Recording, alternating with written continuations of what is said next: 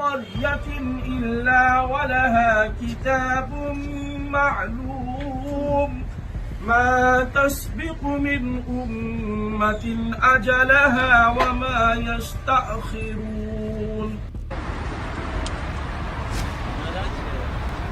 है कौले मोहम्मद कौले खुदा फरमान न बदला जाएगा।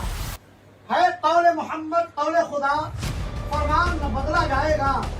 बदलेगा जमाना लाख मगर कुरान न बदला जाएगा।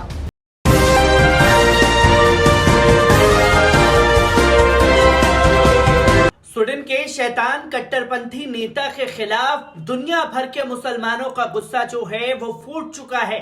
तमाम मुस्लिम देशों की प्रतिक्रियाएं लगातार आना शुरू हुई हैं, तो वहीं भारत की तरफ से भी पहली प्रतिक्रिया लोगों की सामने आ गई है, जहां भारत के मुसलमानों ने भी खुले तौर पर स्वीडन की इस घटना पर कड़ा ऐतराज जताया है और साफ शब्दों में रजा एकेडमी की तरफ से ये मांग की गई है कि स्वीडन को सबक सिखाने के लिए तमाम मुल्क जो हैं, खासतौर पर मुस्लिम देश, वो स्वीडन से अपना रिश्ता तोड़े, अपने संबंध को पूरी तरीके से खत्म करें। तो वहीं इस पर जमाते इस्लामी हिंद की भी बड़ी प्रतिक्रिया सामने आई है और जमाते इस्लामी हिंद की तरफ से ये मांग की गई है कि ये स्वीडन में जो घटना घटी है कुरान शरीफ जलाने को लेकर के, उस कट्टरपंथी नेता को सख्त से सख्त सजा दी जानी चाहिए। किस तरीके से तमाम रिएक्शन जो हैं भारत से सामने आए हैं, एक बार पहले इस वीडियो पर नजर डाल लीजिए।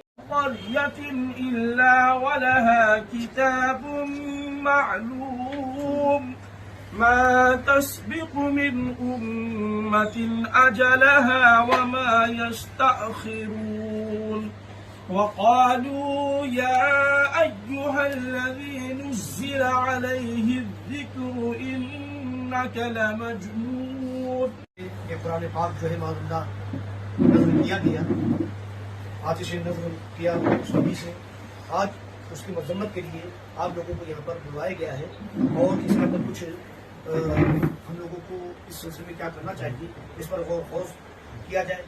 तो एक बात तो ये सामने आई है कि तमाम मुस्लिम ममालिक से मुतालबा किया जाए कि इसने गवर्नमेंट की सरपरस्ती में ये काम किया, लिहाजा उस हुकूमत से हम अपने सफारती ताल्लुकात मुनक़ता किए। कुरान रोशनी है, कुरान है खजाना, कुरान रोशनी है, वो कौन शह है जिसकी कुरान में कमी है। कौले मोहम्मद कौले खुदा फरमान न बदला जाएगा। है कौले मोहम्मद कौले खुदा फरमान न बदला जाएगा। बदलेगा जमाना लाख मगर कुरान न बदला जाएगा। मोहतरम हजरात, कायदे मिल्लत खलीफे हुजूर ताजुश शरिया मुहाफिज़े नामों से रिसालत हजरत अलहाज मोहम्मद सईद नूरी साहब किला दामाजिल्लहू ने जैसे ही ये रूह फरसा खबर सुनी कि स्वीडन में रास्मुस पोलिडन दाएं बाजू की पार्टी का ये लीडर है, इससे पहले भी नवंबर में उसने माज़अल्लाह कुरान पाक की बेहुरमती करने का ऐलान किया था। आज 21 तारीख को जिस तरीके से उसने हुकूमत की सरपरस्ती में इस तरीके से फेले मुजरिमाना किया है, सिर्फ और सिर्फ ये हिंदुस्तान ही नहीं बल्कि पूरी दुनिया के मुसलमान शोला बन चुके हैं। अगर हुकूमत स्वीडन ने इस तो दोस्तों आपने देखा ये प्रतिक्रिया जो है रजा एकेडमी की तरफ से सबसे पहले सामने आई, जहां रजा एकेडमी ने एहतजाज दर्ज करवाया और एहतजाज के तौर पर कुरान शरीफ की तिलावत की गई और कुरान शरीफ की तिलावत के बाद तमाम बुद्धिजीवी मुस्लिम जो हैं एक जगह इकट्ठे हुए और उन्होंने अपने बयान को लोगों के सामने रखा और जमाते इस्लामी हिंद ने भी कड़े शब्दों में स्वीडन को फटकार लगाई है। क्या कुछ कहा गया है, एक बार इस पूरी रिपोर्ट पर नजर डालते हैं। स्वीडन में पवित्र कुरान को जलाने के नापाक कृत्य के विरोध में रजा एकेडमी के संस्थापक और आलम इंडिया सुन्नी जमीयत उलमा के उपाध्यक्ष अलहाज मोहम्मद सईद नूरी की अध्यक्षता में रजा एकेडमी के कार्यालय में एक आपातकालीन बैठक आयोजित की गई।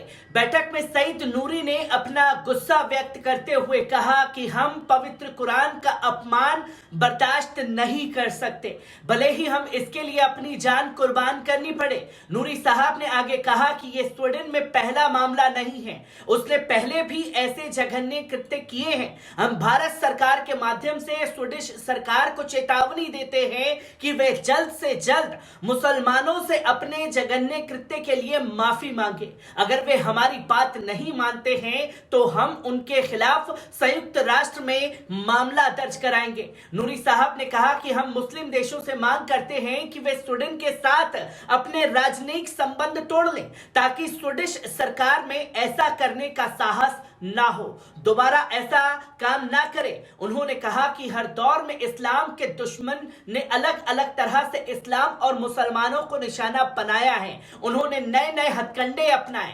कभी नबूत पर, कभी बुजुर्गों को निशाना बनाया। मानो उन्होंने इस्लाम और मुसलमानों को हर सूरत में भड़काने की नापाक कोशिश की, लेकिन मुसलमानों ने सब्र और सहनशीलता का परिचय दिया। इन सब बातों के बावजूद इस्लाम धर्म आज भी कायम है। हम मानते हैं कि यह हमारे लिए परीक्षा के क्षण है। हमें कुरान की शिक्षाओं को घर घर फैलाना चाहिए ताकि कुरान की महानता बनी रहे। इस बैठक में अल थफाक अल सुनिया केरल के प्रतिनिधि मंडल भी शामिल हुए।